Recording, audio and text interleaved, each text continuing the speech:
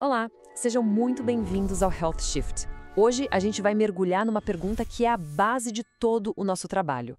Afinal, o que é saúde? Por séculos, a gente se acostumou a definir a saúde pelo que ela não é, a ausência de doença.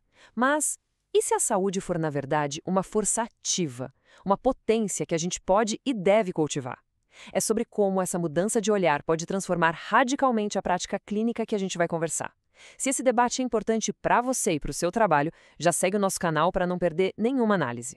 Essa pergunta parece simples, né? Mas a resposta que a gente dá para ela define cada prescrição, cada diagnóstico, cada interação com o paciente.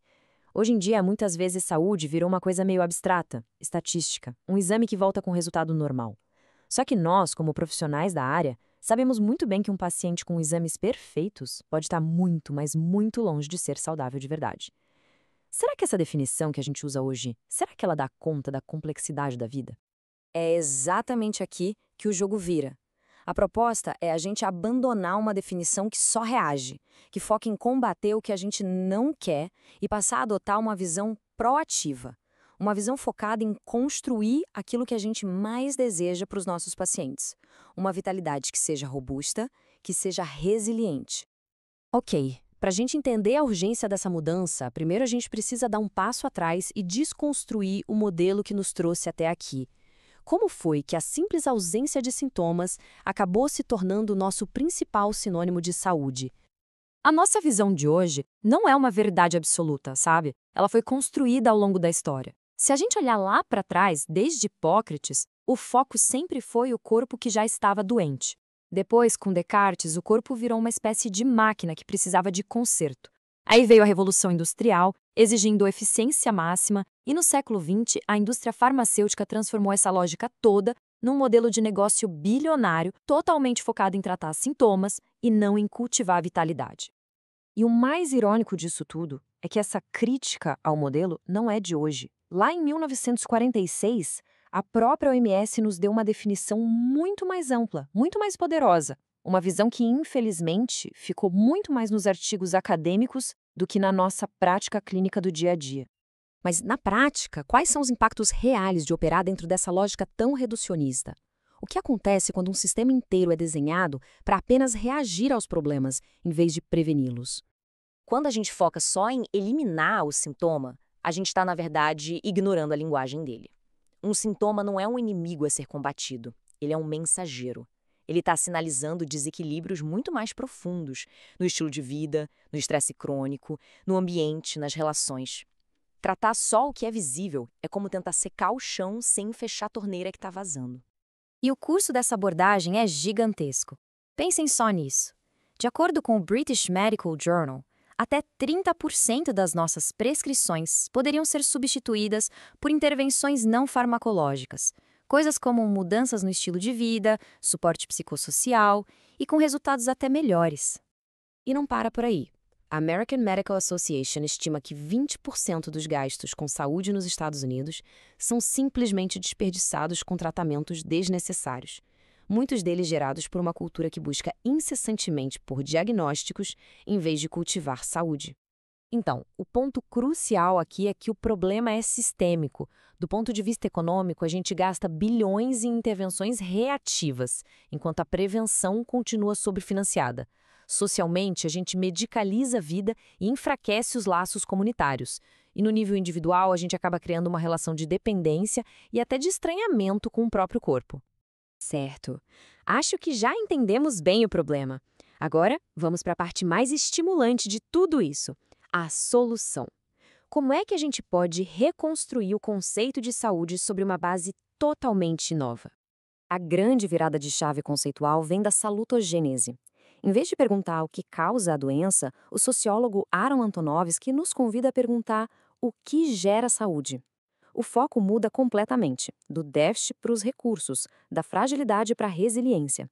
É uma simples mudança de pergunta que, no final, muda absolutamente tudo.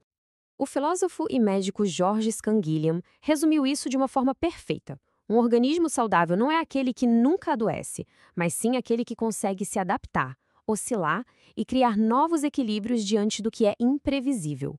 Saúde é movimento, não é um estado parado estático. Então, o que é essa tal de potência na prática? a gente pode dividir em 3 eixos principais. Primeiro, a regeneração, que é essa capacidade biológica incrível de reparo, como a neuroplasticidade, por exemplo. Segundo, a adaptação, a inteligência do corpo para se ajustar ao ambiente. E terceiro, o sentido, que é essa coerência entre a nossa biologia, as nossas emoções e a nossa história de vida. Ótimo, mas como é que isso vira prática? Como a gente transforma essa filosofia toda numa ferramenta clínica que pode ser usada no dia a dia? Olha, este slide talvez seja o mais importante de todos. Ele mostra essa jornada silenciosa da perda de vitalidade.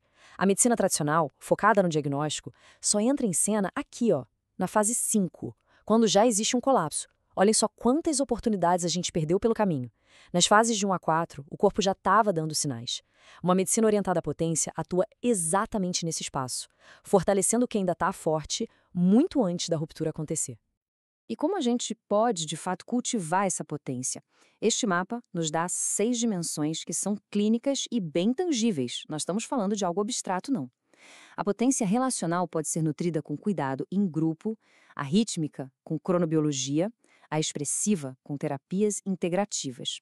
Cada uma dessas dimensões é um ativo de saúde que pode ser medido, acompanhado e, o mais importante, fortalecido. E quando a gente junta todas essas peças, o que emerge é uma visão nova e muito poderosa do que realmente significa cuidar de alguém. E vamos ser bem claros, os dados mostram que a maior parte da saúde é, na verdade, construída fora do consultório. Fatores sociais, econômicos e comportamentais são muito mais determinantes do que o cuidado clínico isoladamente.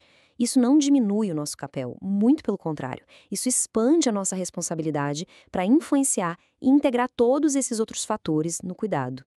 Então, para a gente amarrar tudo o que conversamos hoje, o que a gente conclui? Primeiro, que a saúde deve ser uma afirmação e não uma negação. Segundo, que o modelo reativo falhou, principalmente com as doenças crônicas. Terceiro, que a potência é um recurso clínico real, mensurável. E por fim, que o nosso foco precisa mudar, de ficar consertando o que já quebrou para amplificar o que ainda está forte. E no fim das contas, tudo se resume a isso. É a mudança de uma única pergunta que pode transformar completamente a relação de cuidado. A gente deixa de ser apenas caçadores de defeitos para nos tornarmos cultivadores de potência. E essa sim é a verdadeira inovação. Se essa visão fez sentido para a sua prática, a melhor forma de nos ajudar é compartilhando este conteúdo com outros profissionais que também estão buscando um cuidado com mais propósito, com mais sentido. E claro, não se esqueça de seguir o nosso canal. E se você quiser explorar cada um desses pontos com muito mais profundidade, todo este material foi inspirado no livro Por que a Medicina Adoeceu. Ele está disponível nas principais plataformas em todos os formatos. É uma leitura que eu considero essencial para quem quer ajudar a construir o futuro do cuidado. Muito obrigada e até a próxima!